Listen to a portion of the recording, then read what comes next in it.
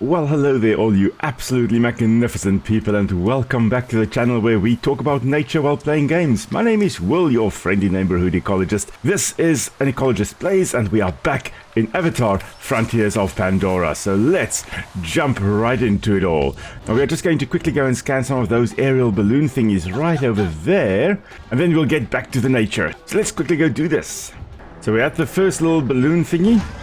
So now it's just a case of quickly hacking into it. And there's a power source to shoot. And cool people, look at the explosion. So let's go and repeat this, shall we?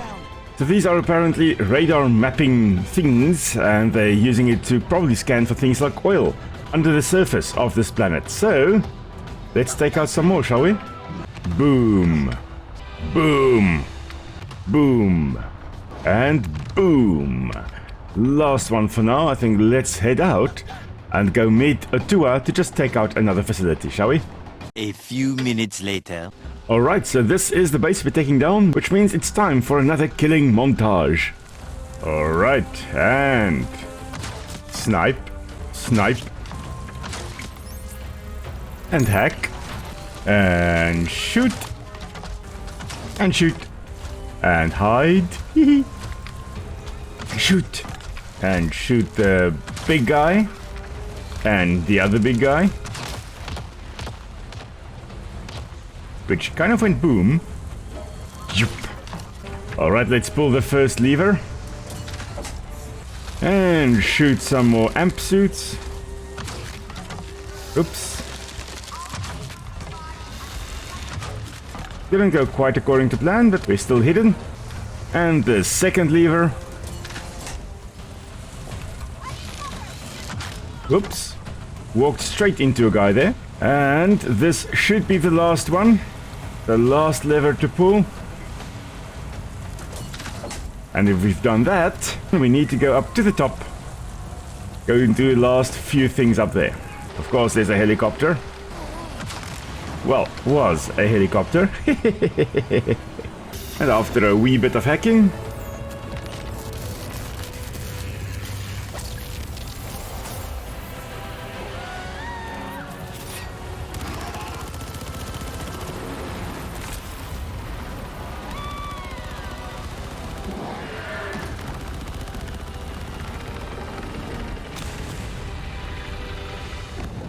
alright, let's go find a tour now. I've just been in the control center and there's only one RDA roster and a little note talking about the blue kids basically that have escaped. So us.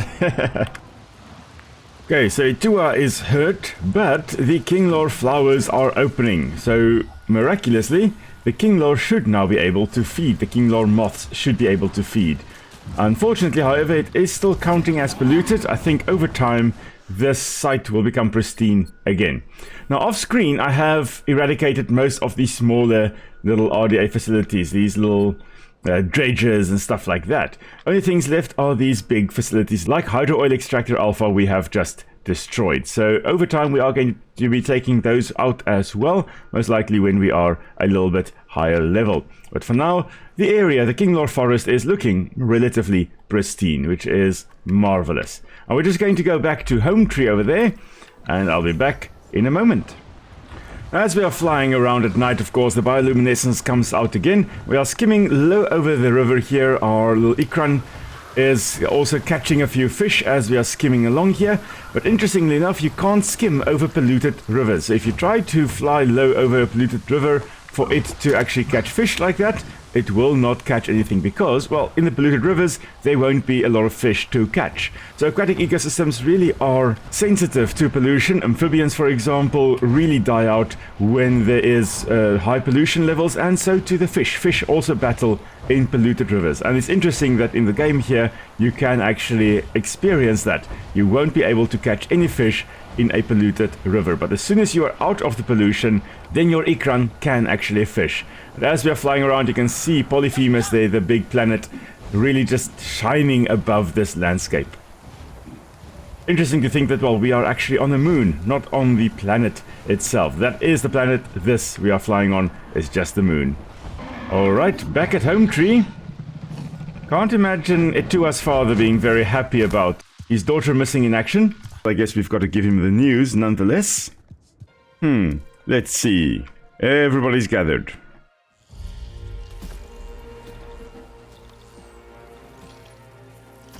Dua's been hurt. Prepare the hunters. Get ready for us to fly. Talk about the dramatic entrance. You did this. You made her go. Father, stop.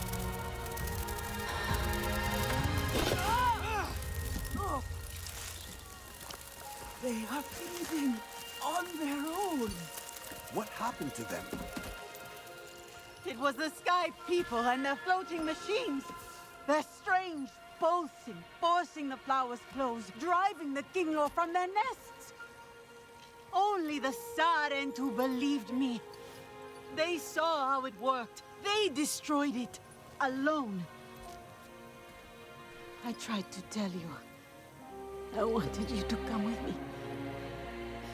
In the end, it was the Sarentu who saved our home. Enough.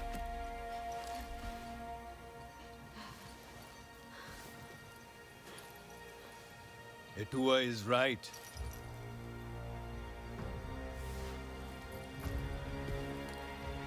War is upon us, and Ewa cries out in pain. It is a call we will no longer ignore.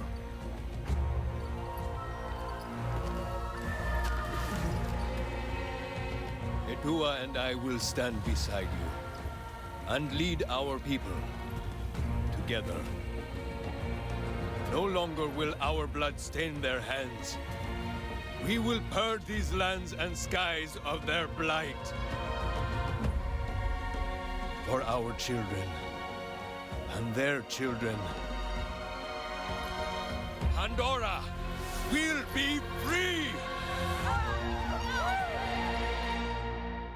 Alright, so the Aranehe have also joined the Resistance, which means we should be able to find them at the Resistance HQ as well. We also now have a headband. There we go, we also now have the recipe for that headband. Now, as we are just running back to the Resistance headquarters, and I like running, it's still fun to do, even though I've got an Ikran, it's amazing to see how many plants in this forest are actually epiphytes, like these ones growing on the taller plants, or are lithophytes, like all the things growing on the rocks over here. So these poor plants, the epiphytes and the lithophytes, lithos referring to rock, phyte is a plant, epi meaning on top of, so epiphytes are plants growing on top of other plants, and lithophytes are ones growing on rocks. But all these plants will actually have very little nutrients available to them. Now, the high rainfall that we also have here in the forest enables them to actually grow on things like rocks and on other plants.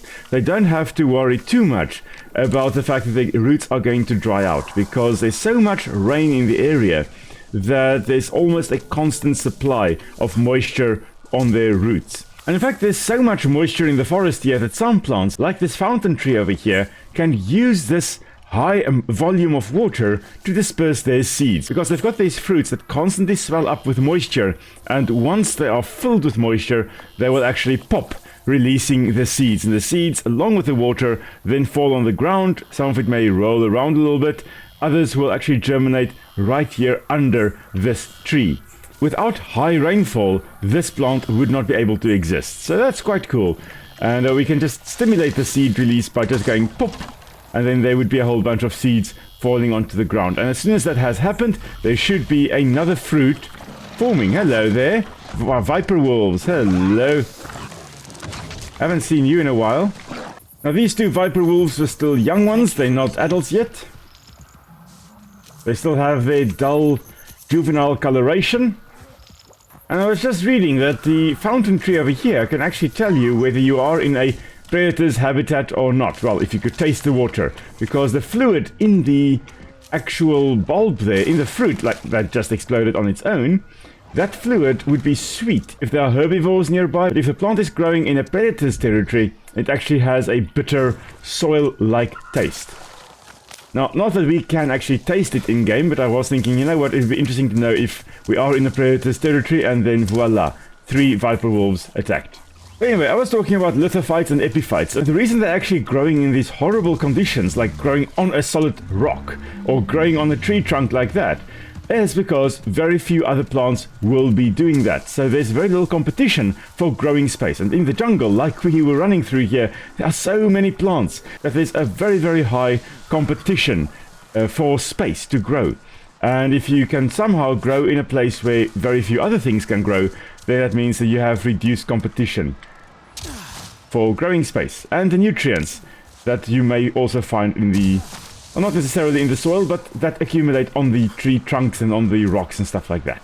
Also, some plants really would prefer growing on tree trunks and so, because it is a more arid environment. We don't have waterlogged soil because, well, there's no soil that can get waterlogged. So growing on tree trunks and growing on rocks may actually be a valid strategy for some plants. Succulents, for example, don't really like it when their roots are soggy, when their roots are waterlogged, or the soil around their roots are waterlogged. And in fact, growing on rocks then may actually be a very valid strategy. And here I am, and we are under attack by some more viper wolves. Oh, there's one right in front here. Hello there. We're just going to run. I don't want to attack them unnecessarily. I think they're all young ones. There should be some adults spawning, but I can't see any. There is an adult, in fact. I think this one is an adult. Yeah, that is an adult. Look, I didn't want to hunt you, but you hunted me, so... Thank you for these gifts. And we did, of course, then get the superior viper wolf tooth. Not the greatest condition, because I didn't get a clean kill on it, but nonetheless, it was something. But as I was saying before being so rudely interrupted, here I am in the mountainous areas. On the rocks there, we very often find succulent plants. Now, we are in a very high rainfall area, so normally the soil would actually be too waterlogged for those plants to survive.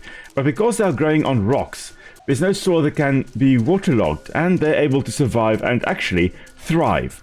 So even though there are more arid region specialists in high rainfall areas, they can still exist if they can find the right micro-habitat. And micro-habitat just being a fine-scale habitat. So a habitat that's not just a broad description like fynbos or rainforest, but it's actually a little finer description like the tree trunks in a rainforest or rocks in a mountain or whatever some kind of description like that. So it's a more specific environment that they actually occur in. Now, even in dense rainforests, you would still have clearings like this. Some cases where a hurricane may have come through and actually pushed over a whole bunch of trees. Or perhaps at some point a wildfire raged and the trees are still recovering from that. And this is great because it allows a lot of the plants that normally wouldn't have a chance to establish to actually establish. As we just have another pack of viper wolves hunting in this area. Most likely some adults and juveniles in there. Oh, there's in fact a mature one. That is a great one to actually get.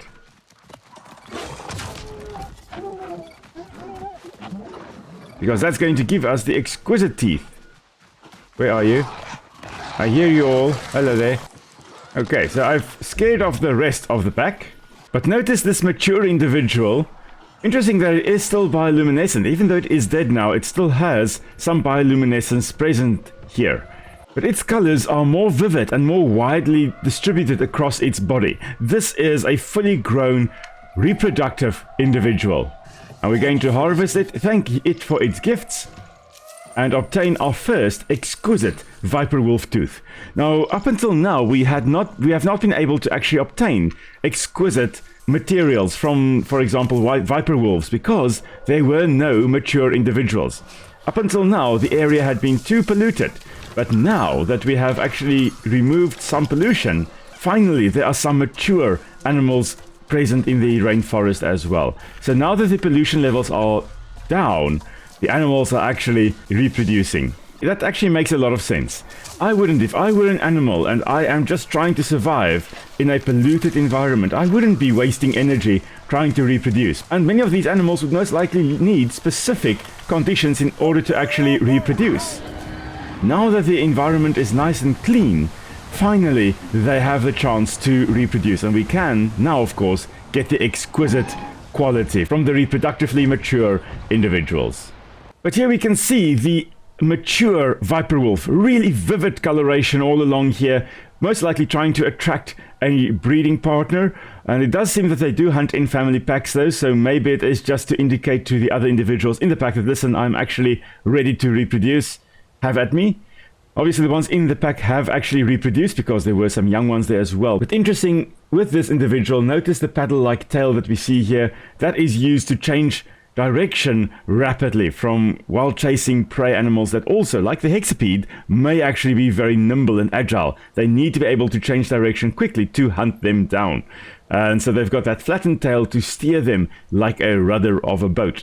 We also see this in aquatic species, but it's interesting to note that we are seeing this adaptation in this terrestrial organism also. Alright, and we are back at headquarters. So this is Alma when she's in a human form, when she's not in her Navi avatar. There were some strange noises outside. We're going to be checking that out in a moment. But as you can see, our pollution levels are dropping. So it's 12% unpolluted now. It's still heavily polluted, but we are making progress. And eventually, as this bar fills up, new and new things will actually pop up in the world. So it does change. We are having an impact on the world outside. Speaking of the world outside, let's go see what's happening here. Ah, hello. After all this time. I had to see. Not even a flinch this one. Fearless like a Zeswa. Or perhaps just slow. That depends on if I was the target. My sister Mina hunts beneath the celebration arches, warrior. Fly the signal kite like our riders do, and she will answer your call. So the upper plains will go. Alright, so to get to the upper plains, we're going to have to go to this area over there. There should be a cave up there. And we will be doing that in the next episode. For now, however, there is one last plant I want to talk about, if we can find it. And it is one of my favorite ones. So let's see if we can actually find it. Ah, there it is. And it is this puffball tree, or as I call it, the pom-pom tree. Now, the reason it's a puffball tree is because it does this when disturbed. It creates these massive balls that explode. And this is quite an interesting plant. And this plant is what we call a keystone species. A keystone species being one that if you remove it, it will result in what we call a cascade of extinctions. In other words, the removal of this plant results in other species going extinct. A lot of animals will likely go extinct, and that results in a whole bunch of other species going extinct. And it's this whole domino effect of extinctions. The reason this is seen as a keystone species is because it actually creates a more habitable environment around it, because it takes up a lot of sodium from the soil, which is a natural occurring thing, but it will result, especially if this is growing in a sodic site, an area where there's a lot of sodium in the soil, a lot of plants won't be able to grow there, but it takes up the sodium, puts it in these little balls, and then along with the sodium it actually accumulates toxic gases in these bulbs as well. But as it does this, these gases and hydrogen and all kinds of other things accumulating in it will result in these balls being able to float off, break off the plant and float off into the atmosphere, removing the sodium from the site, removing the toxic gases from this area, and actually cleaning the area around this plant, making it a better place to grow if you are all these other plants in the area. Now, occasionally what also happens is that these balls will, of course, boom, explode. Oh wow, okay, that was like a little flashbang grenade.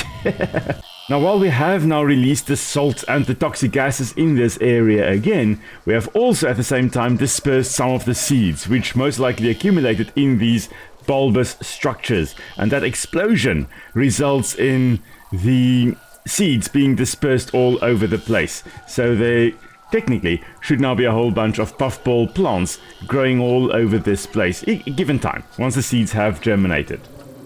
But this is an amazing plant, and just again, the attention to detail in this game is exceptional.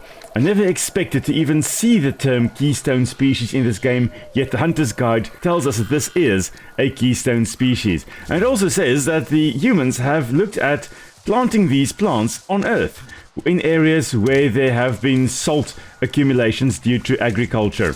Now, the way that works is that as you, for example, if you have, let's say this river over here is rich in salts like sodium. If we now use the water here to actually irrigate crops around the river, eventually the water will be used, the water will evaporate, but the salt that was in the water that we have used in the irrigation, the salt remains.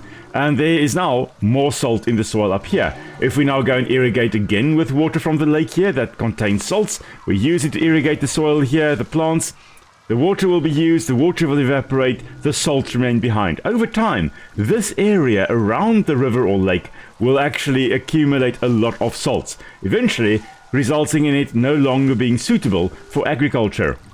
If we can now take the puffball trees over here and use them to take up the sodium, that will make the land arable again. We can again cultivate crops on this in the soil there, which is just an amazing, again, extra bit of information. Now, while we are here next to the river, we can also see some fishies swimming around there. And if we want to fish, we've got to wait for them to like pop up like that with a single little splash.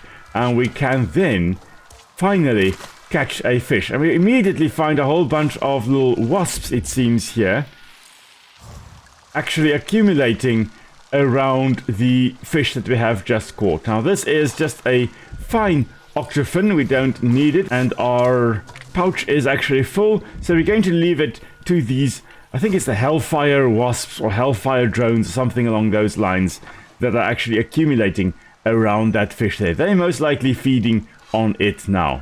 But yeah, the attention to detail in this world and in this game is just phenomenal, and I've got to tip my hat to the developers of this game. It's just such an amazing thing.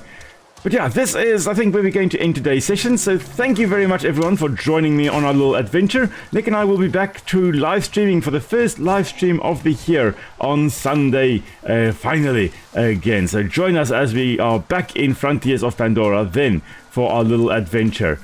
So here, while we have our little Titanothea friends over there, thank you so much for joining us, everybody. Hope you have a marvelous weekend, and we will see you all soon.